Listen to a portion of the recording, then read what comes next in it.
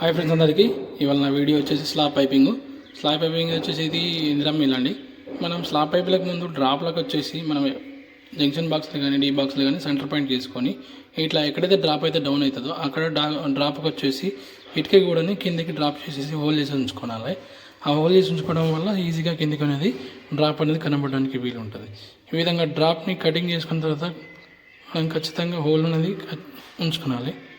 ఆ హోల్ ఉంచుకున్న తర్వాత మనకు వచ్చేసి డ్రాప్ డౌన్కి ఈజీగా కనబడుతుందండి. ఈ డ్రాప్ కనబడ్డదా ఆ డ్రాప్ వచ్చేసి క్లియర్గా మనకి కిందగా కనబడుతుంది.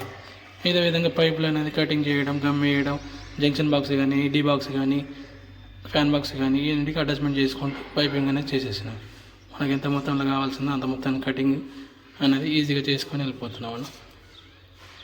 చూడండి ఫ్రెండ్స్, నాకు స్లాబ్ పైపులు వచ్చేసి ఈ విధంగా చేయడం జరిగింది.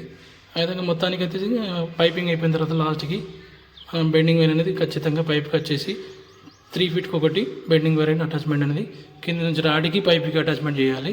ఈ విధంగా అటాచ్ చేస్తే మనకి ట్రాలీ మిల్లర్ తిరిగినా కానీ ఊడిపోకుండా ఉంటుందండి.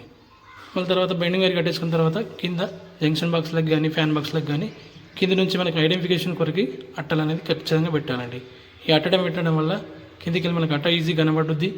మనం అట్టను తీసేసరికంటే ఫ్యాన్ బాక్స్ కానీ డీ బాక్స్ కానీ మనకు కనబడుతుంది. ఆ అట్ట తీసేసిన తర్వాత మనం క్యాప్లు ఓపెన్ చేసుకొని కింద నుంచి వైరింగ్ చిప్పింగ్ అనేది ఈజీగా ఉండదండి.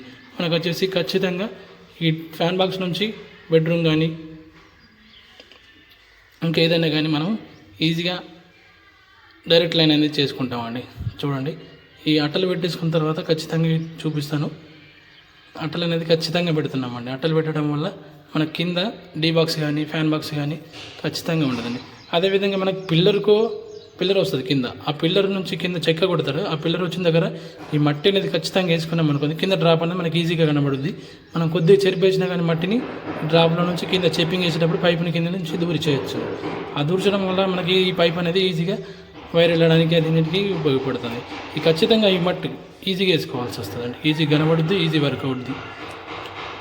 ఈ విధంగా మట్టి వేసుకోవడం వల్ల మనకి డ్రాప్ అనేది ఖచ్చితంగా ఉంటుంది. హాయ్ ఫ్రెండ్స్, మట్టి వేసిన తర్వాత ఖచ్చితంగా అట్టలు అనేది పెట్టుకున్నాను. మట్టి వేయడం ఇవన్నీ రెండో అయిపోయినాయండి.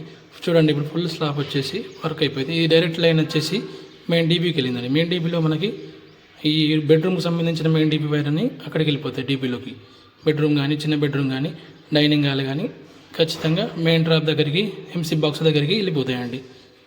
చూడండి ఫ్రెండ్స్, ఖచ్చితంగా ఈ డ్రాపింగ్ సిస్టమ్ అనేది కంపల్సరీ చేసుకోవాలి. డిష్ వైర్ కానీ అవుట్ లైన్ కానీ ఇది వచ్చేసి మనకి డిష్ వైర్ ఎక్స్ట్రా పోర్షన్ కోసం పైకి లాగాము, అది బయటకు వచ్చేసి మెయిన్ లైను మీటర్ కోసం, ఏదైనా స్టైర్ కేస్ లైను. ఇదేమో హాల్ వచ్చేసింది. హాల్ దగ్గరనే మనకి ఎంసీ బాక్స్ అనేది పెడతా ఉంటాం. ఇదేమో చిల్డ్రన్ బెడ్రూమ్ అండి. చిల్డ్రన్ బెడ్రూమ్ పక్కనే హాల్ వచ్చింది. హాల్ దగ్గర టీవీ యూనిట్ ఉంది. ఆ టీవీ యూనిట్కి కూడా డైరెక్ట్ లైన్ లేపేసామండి డిష్ వైర్ కొరికి.